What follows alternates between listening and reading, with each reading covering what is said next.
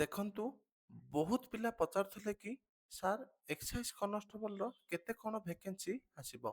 ତ ଆପଣମାନେ ଜାଣିଥିବେ Odisha subordinate staff selection commission ତରଫରୁ କାଲିକା ଡେଟ୍‌ରେ ମାନେ 24 ତାରିଖରେ ଦୁଇଟି ଭେକେନ୍ସିର ସର୍ଟ ନୋଟିସ୍ ଆସିଛି। ତ ଗୋଟେ ଭେକେନ୍ସି ଆପଣଙ୍କର ଆର୍ଆଇଆର୍ଏଏମ୍ ଆଉ ଗୋଟେ ହେଲା ଫରେଷ୍ଟର ଫରେଷ୍ଟ ଗାର୍ଡ ଆଉ ଆପଣଙ୍କର excise constable.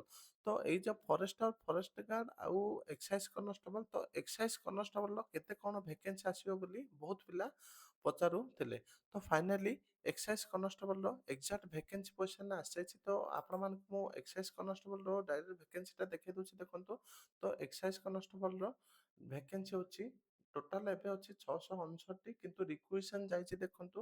ରିକ୍ୱେଜିସନ for 575 vacant post of excise constable hedge bin placed before the OSSC Bhubaneswar after due approval of the employer committee, but the OSSC Bhubaneswar has returned the request seeking some amendment in the cadre rule of the excise constable. Accordingly, draft amendment rule has been placed before the government in excise department for necessary action at government level.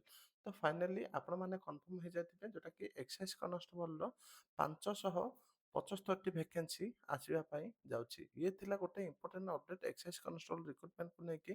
Thank you.